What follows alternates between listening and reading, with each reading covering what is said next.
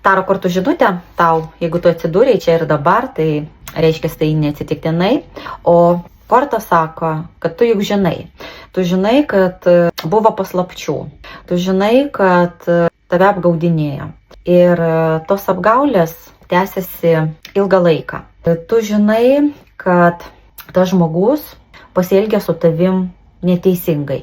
Tas žmogus priėmė tavo atžvilgių neteisingą sprendimą.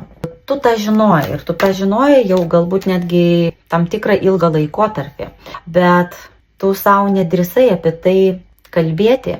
Tie žmonės galvoja, kad sugebėjo tave apgauti, kad jiems pavyko tave apgauti, kažką jiems davėjai. Tai gali būti susiję su pagalba, tai gal tai tu paskolinai pinigų, galbūt tu atleidai greičiausiai tam žmogui, arba tu atleidai žmogui už jo padarytą kažkokį veiksmą, už apgaulę ir tu jam atleidai ir jis pasidžiaugia to.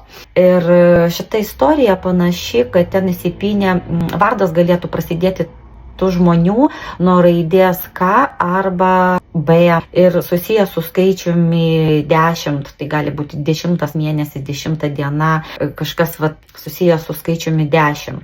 Ir tai yra ne tavo tai klaida. Tai ne tavo klaida, kad tu dabar tą gavai iš jų. Tu tame visai nesi kalta. Tu norėjai jiems tik padėti.